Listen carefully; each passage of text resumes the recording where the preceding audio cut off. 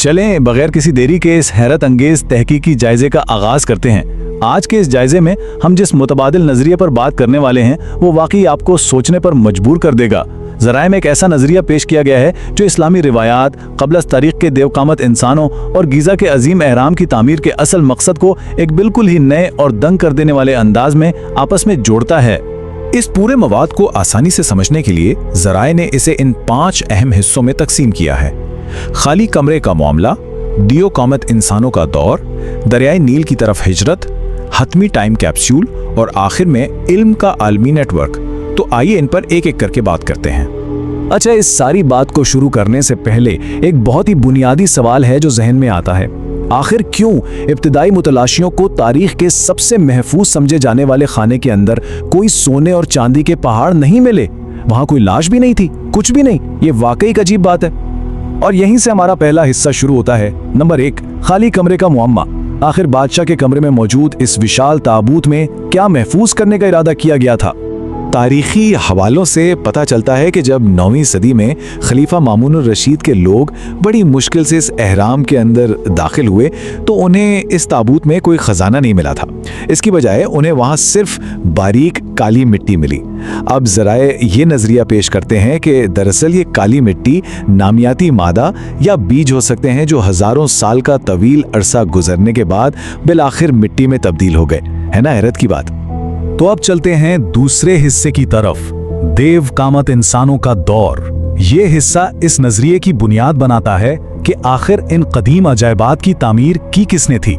ज़राए में इस्लामी रिवायात और अहादीस का हवाला देकर एक बहुत ही दिलचस्प बात बताई गई है कि इंसानी कद में वक्त के साथ बतदरीज कमी आई है। नजरिया ये बताता है कि इब्तिदाई अंबिया और उनकी कौमें बेहद ताकतवर और देवकामत थीं। जरा तसव्वुर करें, हजरत आदम अलैहिस्सलाम का कद तकरीबन 90 फुट था और हजरत इदरीस अलैहिस्सलाम के दौर तक भी लोग इतने बड़े थे कि उनके लिए लाखों टन वजनी पत्थर उठाना बिल्कुल ऐसा ही था जैसे हमारे लिए एक छोटी सी ईंट उठाना। और ज़राए में इस दौर की एक बहुत बड़ी तकसीम का जिक्र किया गया है। एक तरफ पहाड़ों में रहने वाले रूहानियत पसंद लोग थे और दूसरी तरफ मैदानी इलाकों में रहने वाले। मैदानी इलाकों में रहने वालों ने तकरीबन 50,000 साल पुरानी हड्डियों की बांसुरियां इजाद की। मौसीकी की इस दिलकश आवाज़ ने लोगों को अपनी तरफ मुतवज्जे किया और ज़राए के मुताबिक यही चीज़ बिलाखिर अखलाकी ज़वाल और बेराहरवी का सबब बनी। तो इस बेराहरवी का नतीजा क्या निकला? इसका जवाब हमें तीसरे हिस्से में मिलता है, दरियाए नील की तरफ हिजरत। इस बढ़ती हुई बुराई से दूर जाने के लिए एक मनज़्ज़म हिजरत की गई। ज़राए बताते हैं कि हज़रत इदरीस अलैहिस्सलाम ने इस अजीम हिजरत की क़ियादत की और आपको मालूम है उन्हें तारीख में कलम के इस्तेमाल और फल्कियात का पहला बाकायदा उस्ताद माना जाता है। इस हिजरत के दौरान उन्होंने दुनिया भर में 188 शहर आबाद किए, जिसमें सुमेरियन और वादी सिंध की तहजीबों की बुनियादें भी शामिल बताई जाती हैं। लेकिन यहाँ एक अहम सवाल ये पैदा होता है कि आखिर ये काफिला मिस्र में दरियाए नील के किनारे ही क्यों रुका?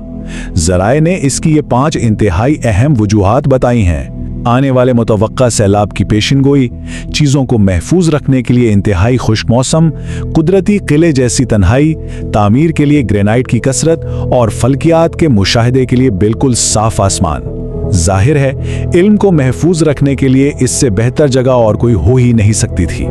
और यहीं से हमारा चौथा हिस्सा शुरू होता है जो मुझे ज़ाती तौर पर सबसे ज़्यादा हैरानकुन लगता है, हतमी टाइम कैप्सूल।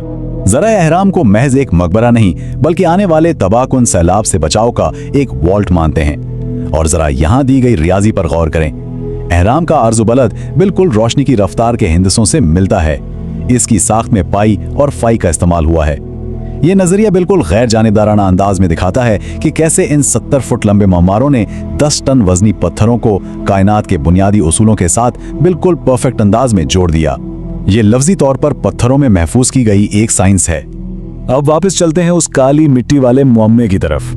जरा ये दलील पेश करते हैं कि वो बड़ा ताबूत दरअसल आज के दौर के जदीद सीड वॉल्ट यानी बीज महफूज करने वाले बैंक की तरह काम करता था। इसका मकसद एक मखसूस दर्जा हरारत पर बीजों को महफूज रखना था ताकि एक आलमी सैलाब के बाद दुनिया की नबातात को दोबारा उगाया जा सके, और इसीलिए वहां से वो अजीब काली धूल मिली थी। अब जाहिर है एक सवाल जहन में फौरन आता है कि अगर एहराम इतने बड़े देवकामत इंसानों ने बनाए थे तो उसके अंदर के रास्ते इतने छोटे क्यों हैं? इस पर ज़राए बड़ी ज़बरदस्त मंतक देते हैं। वो कहते हैं कि ये रास्ते इंसानों के चलने के लिए थे ही नहीं, बल्कि ये एक थर्मस की तरह काम करते थे ताकि गर्म हवा को बाहर रोका जा सके और बीजों के लिए ज़रूरी गैसों और दर्जा हरारत का तवाज़न बरकरार रहे। आप सोच रहे होंगे कि चले ठीक है, लेकिन आज वो तमाम दियोकामत ढांचे कहाँ हैं? आसार कदीमा में वो क्यों नहीं मिलते? ज़राए इसकी ये 4 वजूहात बयान करते हैं। मिट्टी की नमी और पीएच की वजह से हड्डियों का गल जाना, फॉसिल बनने के इंतहाई कम इम्कानात जो कि 1 अरब में से सिर्फ 1 होता है, कुछ हड्डियों को गलती से डायनासोर की हड्डियां समझ लेना, और यहाँ तक कि कुछ इदारों की तरफ से जानबूझकर हकायक को छुपाना। आखिर में हम अपने 5वें हिस्से पर आते हैं, इल्म का आलमी नेटवर्क। ज़राए बताते हैं कि यह हैरत अंगेज सिलसिला सिर्फ मिस्र तक ही महदूद नहीं था। जी हाँ, ये एक आलमी नेटवर्क था। ज़राए ये तजवीज़ करते हैं कि मेक्सिको, चीन, पेरू और इंडोनेशिया जैसे मुख्तलिफ बरआज़मों में पाए जाने वाले मिलते जुलते अहराम दरअसल आलमी डेटा के बैकअप और फल्कियाती रसदगाहों के तौर पर काम करते थे। माना जाता है कि इन्हें उन्हीं माहिर दीपकामत मेमारों ने बनाया था जिन्होंने मुकामी हालात और ज़बानों के मुताबिक खुद को ढाल लिया था।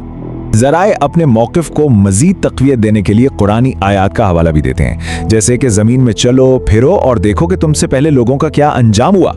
ये नज़रिया इस बात पर जोर देता है कि ये एहराम फ़िरौनों के गुरूर या उनकी अना का नतीजा नहीं थे, बल्कि उन्हें इल्हामी इल्म और साइंस को आने वाली नस्लों तक बहिफाजत पहुँचाने के लिए बनाया गया था। ज़राए के इस दिलचस्प जायजे को हम एक हतमी और सोचने पर मजबूर कर देने वाले सवाल के साथ ख़त्म करते हैं। फर्ज करें अगर आज कोई बहुत बड़ी आलमी आफत आ जाए और हमारी सारी टेक्नोलॉजी खत्म हो जाए, तो क्या हम इन अहरामों में छुपी रियाजी और फल्कियात को देखकर तहजीब को दोबारा खड़ा कर सकते हैं? क्या वाकई हमारे आबाओ अजदाद ने पत्थरों में हमारे लिए कोई हिदायतनामा छोड़ा है? ये एक ऐसा सवाल है जो यकीनन देर तक आपके जहन में रहेगा। इस मालूमाती जायजे में हमारे साथ रहने का बहुत शुक्रिया।